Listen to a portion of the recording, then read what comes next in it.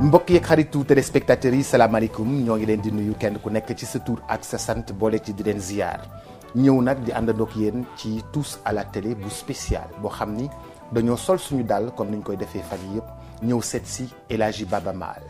El Hadji Baba Maal le lead vocal du Don de Leñol, El Hadji Baba Maal l'homme de Firnin Fouta,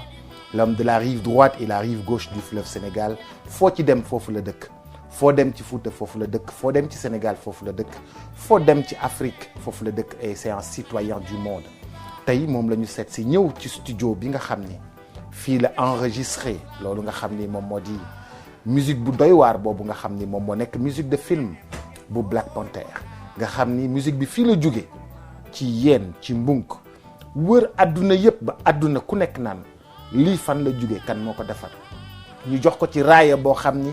raaya bu mag la boo xam ni suñu fierté la fierté Sénégal la fierté Afrique la El Hadji Baba Maal ñoo ngi lay nuyu di la siyaare. Boubacar maa ngi lay nuyu di la siyaar di nuyu waa Sénégal ak waa àddina. El Hadji Baba Maal gis nga ni yow ku yàgg tukki nga ku mën a tukki nga fu ne dem nga fa ci àdduna ñu jékkee-jékki kenn mënatul tukki kenn mënatul voyager. adduna yëpp taxaw nit yi la ñu doon daw ci économie di ko daw ci bépp fànn kenn mënatu ko ñu xam ne yàlla rek moo mën. dañoo xëy suba rek yàlla ne bu kenn demati ñun ñëpp ñu toog noo ko jàngate. d'abord ñu ngi sant yàlla di julli ci yonente bi sallallahu alayhi wa sallam di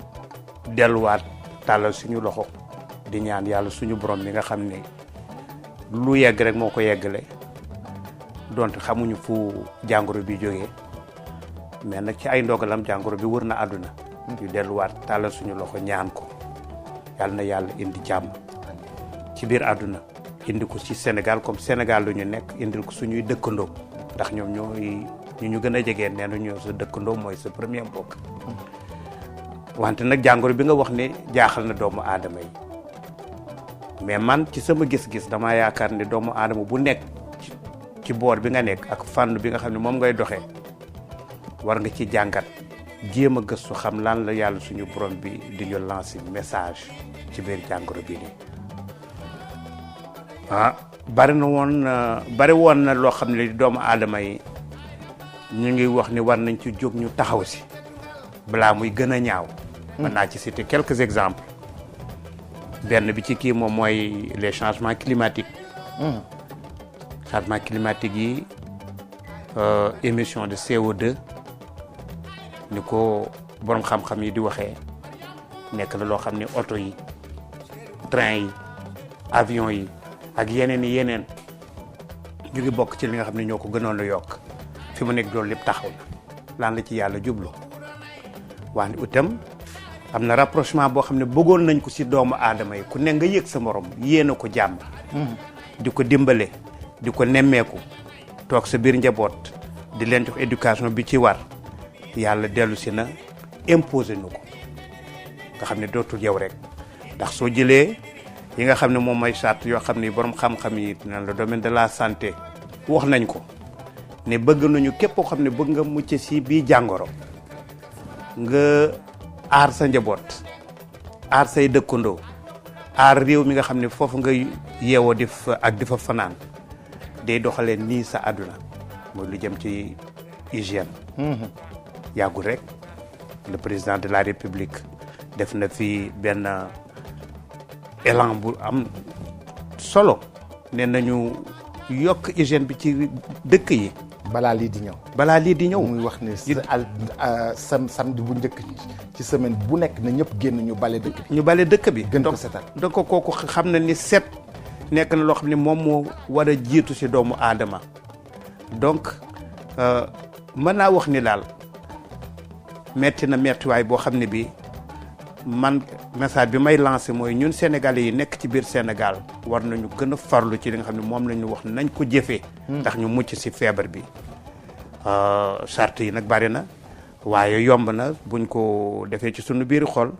mais itam war nañu jël suñu xol ak suñu xalaat ak suñuy ñaan ak suñuy yéene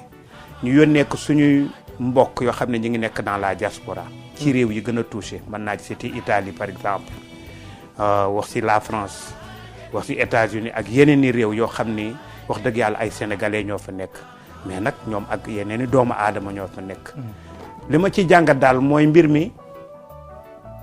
du benn xeet. c'est l'humanité qui est menacée. c'est l'humanité qui est menacée. C'est l'humanité la sunu borom interpellé ñu jàng si nag que ni man ci sama gis-gis peut-être que beneen ordre de vie boo xam ne ci domaine yi nga xam ne ñoom la doomu aadama yi doon jëfandikoo pour defar seen àdduna. xëy na yàlla moo ñu bëgg a junjal beneen ordre bi boo xam ne buñ ci tegee suñu tànk wala jëfee ko xëy na dinañ mën a dund en bonne cohésion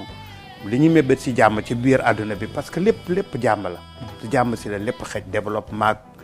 santé lépp loo xam ne lii wax dëgg yàlla ñu ngi koy ñaan ci jàmm la xëj donc nañu dellu ñaan. Elhadj ci ay réflexion Afrique dañ doon defe noonu tilim fii la fekk baax. Afrique buñ ko doon wane dañ ko doon wane ci feebar. L'Afrique. dañ ko doon wane ci feebar. di ko wane dans le monde de la faim ñu ne Afrique dafa xiif. Afrique dafa feebar. mais tey Afrique dafa tane ci feebar boobu ñu naan set leen kat moytu leen joxante loxo kat dafa mel ni ci ñu ci ëpp chance ci feebar boobu pourtant ñi ñu yaakaaroon ne ñoom ñoo set ñoom ñoo ñu gën a set. ñoom la feebar bi gën a daaneel. waaw ba tey loolu ci jàngat yi la jàngat boo xam ne bii li tax mën naa wax ni yéene wuñu kenn lu xam ne lu metti la donte ni ñun daf ñuy gën a yëkkati ndax ñun ñëpp benn lañu ay doomu aadama lañu africain beeg européen beeg asiatique beeg ku ñuul ke ku weex ki ñëpp ay doomu aadama la jamono bi ñuy dund nii kenn mënul wax ne yow kott yow yaay dund ci sa ruqu doo joxante loxo ak keneen wala doo lëngoo keneen ki pour liggéey boo xam ne bi doomu aadama en général moo koy jëfandikoo mais nag ñi nga xam ne ñoom la ñu yaakaaru ne ñoom ñooy diriger adduna bi ba nga xam ne ñi si des dañuy topp seen ginnaaw ba faw ordre boobu peut-être mi ngi bokk ci ordre yi changé mooy ñun Afrique nag war nañu xool li nga xam ne moom mooy atu ñuy jox loolu mooy suñu solidarité muy suñu esprit de communauté xam ne man du ma xalaat sama bopp rek damay xalaat samay dëkkandoo comme ni ma ko waxee ci njëlbeen bi su ma yàlla wërsëgalee dara ma bàyyi sama xel que ni xëy na lii du pour man rek am na keneen ku nekk ci koñ bi koo xam ne ki maa ko ëppale wante moom itam am na lu ma ëppale waaye ci li nga xam ne moom mooy wërsëg bi nii ma mën ko bokk ak moom ñun ñëpp ñu àndandoo xalaat génération yoo xam mooy génération future mooy les jeunes mooy les enfants yoo xam ne suba itam lu ñu mënti lal ci développement fii yaakaar na ni ñoom la ñu yéene bu ñu ñëwee ñu fekk fii mën ko jëriñoo fructifier yóbbu ko ci kanam donc mën naa wax peut-être ki suñu demoon ba sax ne xëy na araf li ñuy wax la terre promise boo xam ne doomu aadama yi bu ñu demoon ba ñëw ci réew moom wala ci diiwaan boobu wala ci dundinu diiwaan boobu di ko appliquer ci àdduna bi ni ñu koy appliquer ñun parce que ñun fii ku ci nekk da nga bàyyi xel sa morom da nga bàyyi xel ni àdduna tey mën na mel ni suba mën na mel neneen yow tey mën nga am suba fekk doo am keneen ki moom mooy am donc nañu bàyyante loolu xel di dimbalante di supportante donc loolu bu fekkee ne ñun yàlla def na ba tey mi ngi des suñu biir fii xëy na doomu aadama yi nekk si àdduna bi yëpp buñ ko jëfee dina yàlla dina indi jàmm si biir àdduna bi dama dem keroog système des Nations Unies comme niñ ma nommé ambassadeur de UNCCD lutte contre la désertification maa ngi dem ci suñu bureau yi foofu biñ demee si bureau yi ñi fa nekk di ma ñaax di ma expliquer ci li nga xam ne moom mooy réalité wu suñu planète bi suñu planète mooy suuf bi nga xam ne ci kaw suuf soosu la ñuy dund Boubacar tu te rends compte que planète bi soo xoolee superficie mën naa wax ni 3% moo ci nekk foo xam ne fii superficie cultivable la les 77% yëpp diggante ndox la muy géej yi dex yi lag yi désert yi dëkk yi fi ñu taxaw suñuy usine ak yeneen te bu ñu jàngatee population mondiale ni muy demee d'ici l'an 2050 mën nañu wax ni population mondiale dafay dem ba nekk 2 fois la population bi nekk nii ñooñu lan la ñuy dundee te dem nañu ba gis ni que ni dund bi gën a wóor ci doomu aadama mooy agriculture li jógee ci suuf si mais boo ne agriculture dafa ëmb pêche dafa ëmb élevage ak yeneen yoo xam ni lépp ci développement wu doomu aadama lay participer donc loolu su ñu ñëwee ba toll fii nga xam ni doomu aadama yi ñëpp ngi jëm ci loo xam ne lii xëy na ñi ngi xëccoo xaalis ñii di xëccoo doole ñii di defar ay armement ñii di indi ay guerre bàyyi ñu suñu xel que ni futur suba day ñëw incha allahu rabbi kon dinaa mën a wax ni fagaru wuñu pour jeunesse bi di ñëw suba mooy génération yi di ñëw suba. On ne laisse rien pour les générations futures. Pour les générations futures. On est en train de détruire l'environnement, de détruire. Bien sûr suba dañuy xëy suba mu tàng ba kenn du mën a noyyi sur la terre. Bien sûr donc loolu yëpp nag dafa nekk jàngat yoo xam ni dañ ko war a jàngat ci message bi nga xam ne moom la ñu la nature envoyé. moom la ñu suñu borom yónnee ci feebar bi. waaye suñu borom nag macha allah baax na baax boo xam bi am na yërmandeem yaatu na yaatu boo xam ne bàyyiwuñoo ak neen. bu nu góorgóorloo moo ni yoon.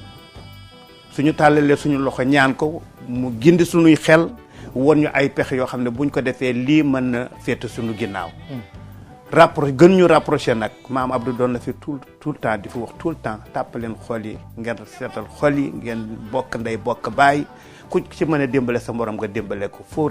laisser personne à côté. nit ki mën na réer sax mais nañ naxanteeg moom ñu nax ko ba mu dellu si ndax dina am njëriñ ci sunu biir société.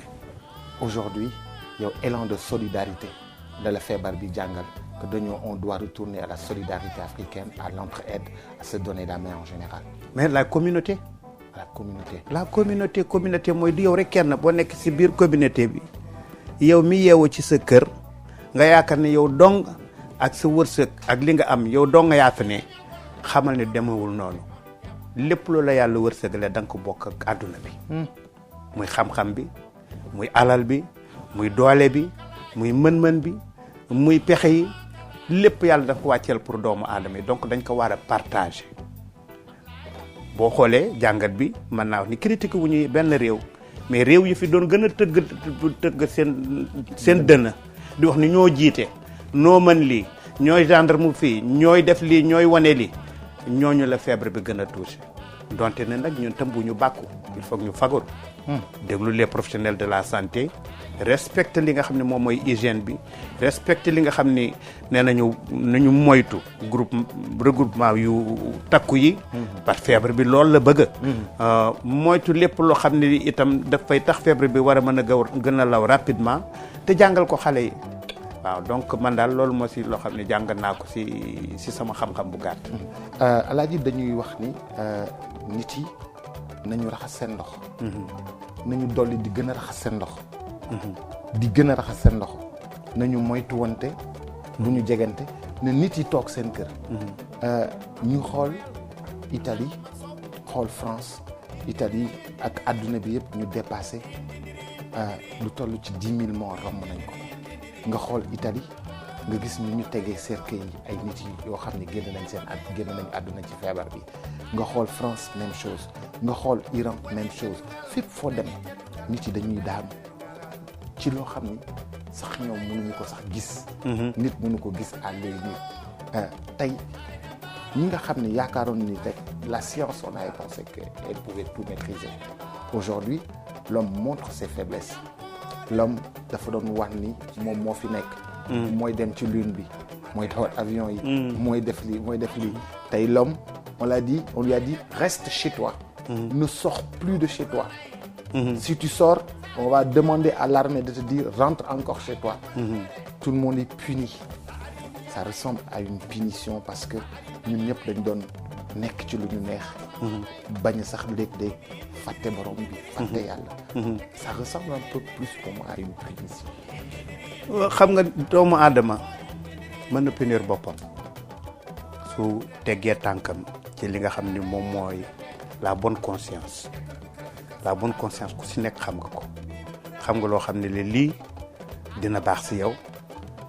dina baax ci société bi wala dina rafet ci yow wala du rafet ci société bi wax nag doomu aadama moom la yàlla def mu nekk koo xam ni dafa matadi waaye matadeem boobu yépp nag terewul yàlla su ko yónnee message daf ko war a jàng mu décortiquer ko man mën naa wax ni que ni c'est un autre ordre mondial moom moo nekk di juttu ni feebar bi metti na tiital na doomu aadama yi waaye képp kuy responsable wala ngay réew muy responsable période bi nga nekk di faj feebar bi di si ci wut ay muccuwaay war nga xalaat comme yaa ngi ñaan yàlla yal na ko yàlla teggi suñu jógee ci lii ban ordre de rapport entre les êtres humains la ñuy indi pour mën a avancer ban comportement la ñu war a mën a am pour li bañ ñu dalaat ndax feebar kat kenn xamul kañ lay ñëwaat loolu nag réew bu majeur bu ne wala société bu majeur bu nekk war nga ci bàyyi sa xel mais pour dellu si jàngat bi moom mooy un virus boo xam ne bi doomu aadama mënul fexe sax ba gis kook bëtam lu dul ñenn borom xam-xam ñoo koy mën a détecter ne lii la ak lii la keneen ku mu dal yow mi mu dal sax mënoo xam exactement li la dal bu doon góom nga mën ci teg sa bët mais loo xam ne leneen la yow yëg-yëg rek nga ci am ba muy def li muy def loolu mën nañu jàpp xëy na bàkku bi doomu aadama doon bàkku naan maa fi gën maa fi mën maay maître du maître gënu fi mënu fi yàlla rek moom moo mën nañ delloo mbir mi delloo ko ci yàlla gën a ñaan nag te gën a góorgóorlu gën a farlu ci li nga xam ne moom mooy kii bu dellu seen nag sur le plan parce qu'il faut être assez réaliste parce que boo xoolee jàngat bi ma si am nii boo xoolee tous les modèles économiques bi xam ne bi xaalis moo ko jiite woon puissance naan ñun ñoo ñu puissant yi ñun ñoo mën a def tel commerce kenn mënu ko def peut-être même que dama toog keroog di waxtaan ak sama benn xarit ma ne que mouvement bi ma lancé tuddee ko Nanka peut-être xëy na nit ñi ci boor boobu la ñu jëm ndax léegi boo xoolee ñi nekk Italie d'ici 1 semaine 2 semaines 3 semaines seen stock bi nekk seen i biir kër bu jeexee te seeg magasin yi tëj fournisseur u magasin yi ñu confiné leen ñoom ñu toog seen i kër agriculteurs yi ñu ne leen bu leen xëyati par exemple bay récolte sax ba di ko yóbbu si grande surface bu mu yegg si ñoom bu boobaa stock yi fa newoon yëpp dafay jeex donc du sax caaginu feebar bi rek mais répercussion bi feebar bi am ci dundinu doomu aadama la nit ñi war a am jàngat boo xam ne bii suba war nañu am ay moyens de subsistance yu leen jege yu gën a simple yoo xam ne maam ñi liñ naan def wax dëgg yàlla dañ ko xeeb waaye. demuñu woon supermarché waaye dund nañu li ñu doon dundee dañ ko am à côté am na ñoo xam ne ñi tey bu ñu toogee seen kër dem ci seen tool dinañ fa dinde seen pataas seen gerte seen ñebbe wala seen tuuti ceeb loo xam ne lii mën nañ ko dundee en attendant lii di jàll. c'est pour montrer que ne leneen lu ñu yaakaaroon ni moom moo yor àdduna dëgg la am na lu mu doxal ci àdduna bi waaye peut-être xëy na du moom mooy àdduna bi am na quelque chose de plus simple qui est là avec nous loo xam ne que doomu aadama bu nekk boo ko épousé mën na ci def loo xam ne li moom mooy koy dundal njabootam dundal réewam. c'est xam naa ne économiste yi ñoo si war a wax waaye ça sent la chute du capitalisme ça sent la chute de l'ordre de l'ordre bancaire de ni nga xam ne noonu lañ doon doxalee bourse yi daanu commerce bi daanu entreprise yi ça va être difficile pour ñu génn si exactement parce que seen activité rentrée yi defatuñu ko c'est un autre problème qui va se poser économique et des entreprises s'ils ne travaillent pas ils seront plus rentables s'ils n'ont pas de soutien ils vont fermer boutique. am na ñu commencé fermer boutique am na secteur yoo xam ne boo ko xoolee mais balaa may sori dama ñëw ci ñun suñu secteur artistes yi ku ci am loo denc as tuut dafa am rek ba fu muy mën a yem waaye ñi nga xam ne denc ñu dara par exemple chaque jour lañ doon xëy di dem ci studio yi di liggéey wala dem ci boîte de nuit di daan seen doole ñu am boo xam ne luñ fa am bu ñu subaa ñu mën a yóbbu si joxe dépense suñu mbokk géwél yi xam ne artiste lañu wala ñeeñu yi xam ne si xew yi si xew lañ doon dem ci lañ doon amee ñu wax leen ne de telle période à telle période peut-être amatul benn activité mais ñooñ ban moyen de subsistance la ñu yor donc nit ñi dañu dul bàyyi seen xel ci impactu feebar bi ba ci ñeneen ak ñeneen ñoo xam duñu sax artistes yi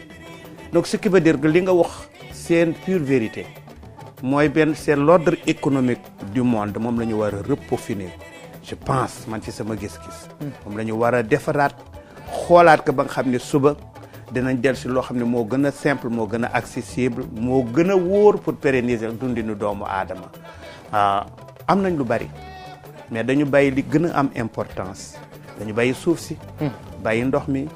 bàyyi les braves valides yoo xam ne dañu war a cultiver war leen a jàppale ñu mën a yore économie bi ñu bàyyi leen ñun ñëpp def suñu xel ci leneen li nga xam ne moom mooy lañ ñu miroité loo xam ne l'Europe l'Occident moom la ñu miroité ku nekk ci loolu nga bëgg ñun ñëpp nag mënuñu liggéey ci li nga xam ne moom la ñu Europe miroité day am ñu féete fii rek ñi am ñu féete fee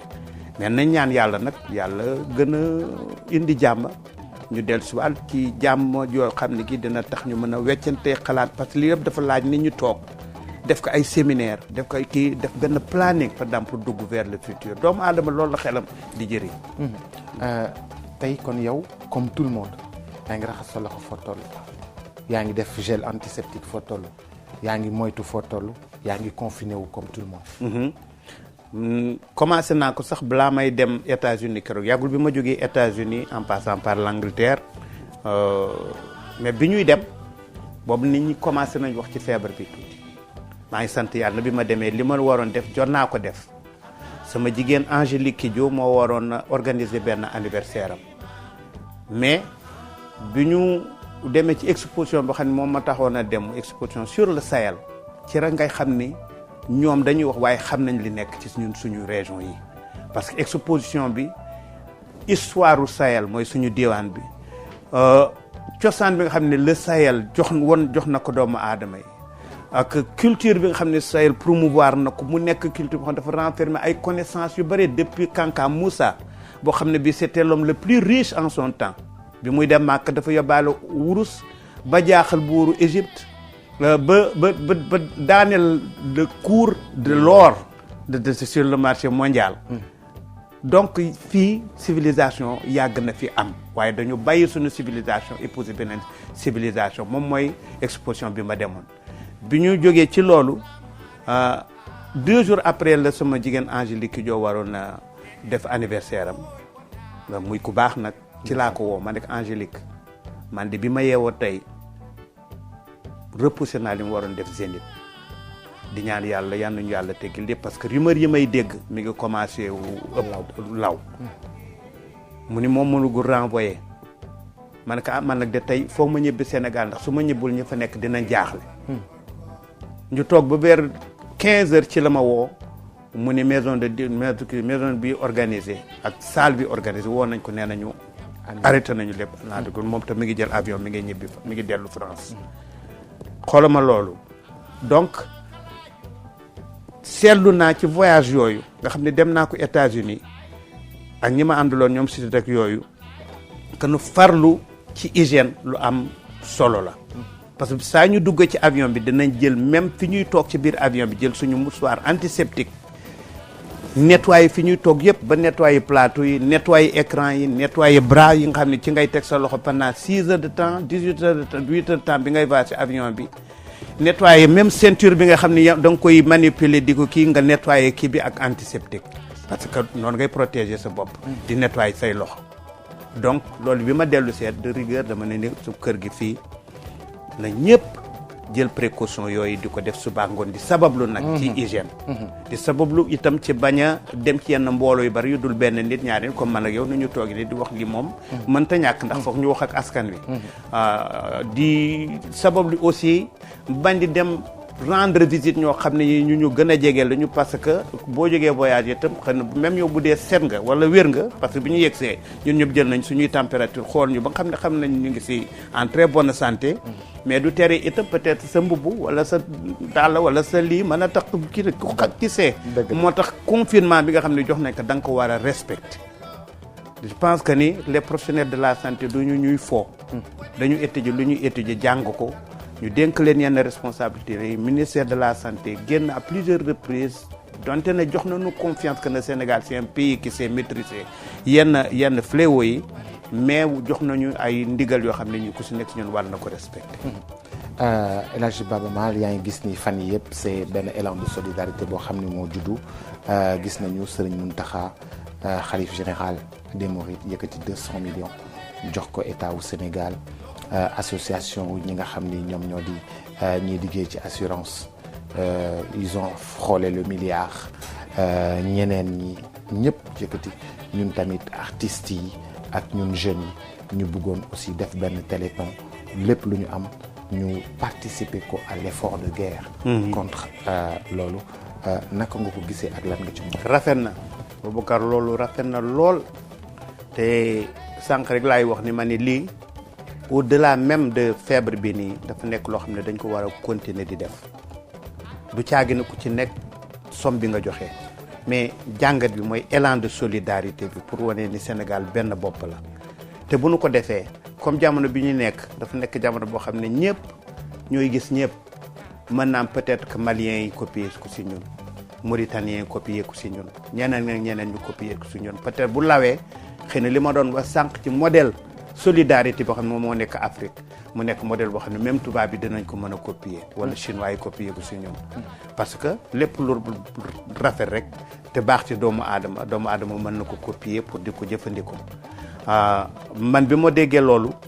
dama woo samay partenaires au niveau de Londres mooy la maison de disque ay xarit yoo xam ne ay soppe jàpp nañ ci Blues du Fleuve jàpp si yenn ku ci nekk si ñoom mi ngi pare pour indi ndimbalam par exemple du ko ñëw fekk si yéen mébét bi ngeen def nii parce que man dama rafetlu loolu trop mais foog mu am cadre du tere nag ku ci nekk ci gox bi nga nekk yaa xam sa mën-mën ak sa am-am saa loo yàlla mën loo nga seet ñoo xam ne tey mën nañu reer wala jotuñu dem bay liggéey ba am dara nga seet dindi dara nga jox leen loolu sax lu ñu yóbbu si télé wala ci rajo kii man dama koy def keneen daf koy def peut-être donc mais élan de solidarité musuma gis loo xam ne lii moo gën a rafet loolu te nag dañ ko fi fekk loolu ñun fii dañ ko fi fekk mën naa jox benn exemple dañ ma ko doon nettali nee na bu njëkk da ngay nekk ci dëkk ñëpp xëy dem ci tool yi yàlla mooy dogal tool bi dox bee tool du dox dëkk ba dañuy toog ba guddi bu ñu demee ba góob su demee ba minuit jot mu wala ne suuf sedd na man ci sama xol wala ci sama mën-mën ma dindi juróomi saak wala fukki saaku ci li ma góob dugub wala leneen kee jël benn kee jël ñaar kee jël fukk ñu fekk ki nga xam ne toolam marché wul at boobu ñu jugal ko si kéem bu yeewoo du xam kan mooy joxee temps ak kan mooy joxee temps dina xam ne daal dëkk bi yëg nañ ko xam bu ci jógee du ne kii bëgg na ma kee bëgguma moom day jàpp ne dëkk bi ñoo ko jox cër loolu mag ñi dañ ko daan def kon tey dafa mel ni da ngeen def si li nga xam ne moom la mag ñi doon jàngat ngeen indi ko def ko pour Sénégal xam ne lii saa ñu ko sàkkoo di def muy ci lu neex muy ci lu naqari incha allahu rabbi jàmm rek la ñu am parce que yàlla moo wax ni doomu aadama yi booloo leen ma fekk si leen yéen kon nag mën naa wax ni suñu sañoon sax ni xëy na da ngeen nekk si di def jiyaat parce que jiyaat weesuwul lu dul ngay indi jàmm ci dundu doomu aadama yi bu nga gisee ñu ne Makka tëj na ay buntam nga xam ni rasulullahi sallallahu alayhi wa sallam foofu la tëdd nit ñi toog leen seen kër Makka na tëj na buntam comment est-ce que tu as accueilli ça kon ñu xam ni mbir mi dem na ba jéggi dayoon parce que lu toll ni aji Makka ak dem Makka ak dem siyaare ji yonente bi sallallahu alayhi wa sallam suñu demee ba ne toog leen seen kër loolu war nañ jàngat que ni mbir mi nekk yegg na foo xam ne bi commencé na jéggi dayoo wante man maa ngi doon waxtaan ak yenn borom xam-xam yi ñu ne c'est pas la première fois que mu am ay pandémie lu mel ni peste ak yeneen yegg si ba nga xam ne bi yàlla suñu borom ci yërmandeem nee na ba tey xam naa ni bëgg ngeen ma mais toog leen ci benn place ndax boo fa toogee di nga muccal sa bopp nga muccal sa njaboot nga muccal say dëkkandoo muccal yeneen doomu aadama yi waaye du teree nag ñun ñëpp dinañ xam ni kan wax dëgg yàlla ñun fi ñu teg màkk foofu bu doon suñu sago dara du ñëw ba perturbé di doomu aadama yu jóg di dem barkeelu ji si tim si kaw si armeelu yonante bi sallallahu alayhi wa sallam mais nag yàlla li la dogal ren li mu dogal ñoo ngi ñaan yàlla teggil ñu ko ñun amuñu lu dul ñaan doomu aadama ñaan la mën bu ñaanee bu ñaan bu yeggee ci li muy ñaan rek yàlla moo ko dogal yàlla nañu ko yàlla yóbbul foofu. Alaaji Baba Maal maa ngi lay gërëm. jërëjëf Bobs. lan ngay tàggoo waa Sénégal. d'abord damay woo képp koo xam ne kii sama xarit nga sama soppe nga ci élan de solidarité bi nga xam ne sénégalais yi def nañ ko taxawal nañ ko muy samay fans di woo tous les cadres du Fouta aussi parce que Fouta laa bokk mais Fouta itam ci Sénégal la bokk ndax lii Sénégal la soxal di woo képp koo xam ne kii itam wax dëgg yàlla mën noonu la élan de solidarité bi muy mu fees muy mu bañ a fees na la ci yàlla dugal nga bokk si ndax Sénégal moo ñu ñor di leen ñaanal yàlla nag yéen yal na leen yàlla defal wune ci li nga xam ne sumb ngeen ko di ñaan yàlla feebar bi yal na ko fi yàlla jëlee si kaw sutura ak teraanga que le Sénégal ressorte vraiment agrandi de ce combat contre le coronavirus. jërëjëf Alaaji Baba Maal mbokk yeeg xarit yi xam naa ni xol yi sedd na te yëf yi yombul lool adduna bi yëpp ñoo sonn adduna bi yëpp fépp la méttee mais heureusement ñun ñu teel a jug jàppante di dimbalante def élan de solidarité boo xam ni téléthon la boo xam ni dañu ciy wut loo xam ni moom la ñuy jàppalee nguuru Sénégal parce que man mënuma keneen mënul ñëpp def ci seen loxo parce que réew mi moo ñu ñor ni ko El Hadj Baba Maal waxee adduna moo ñu ñor nañ leen ci taxaw góorgóorlu ci ku nekk dugal ci loxoom bu ko defee ñu daan feebar bii nga xam ni moom moo di coronavirus xeex ko mu jóge fi ndax lépp mën a nekk ci jàmm ñëpp mën a nekkaat ci seeni activité ndax lii kat bu continuer gudd yàgg nii nit dina am alal yore ko du gis ku ko jaay lu mu lekk du gis ku ko jaay lu mu naan du gis essence bu ko yóbbu ndaxte ña koy defar ak ña koy toppatoo liggéeyuñu kon yéen it na ci ñëpp def seen loxo ndax ñu mën a daan feebar bi du coronavirus ñoo ngi leen di gërëm bu baax a baax di leen sant élan de solidarité tous ensemble ngir ñu xeex coronavirus.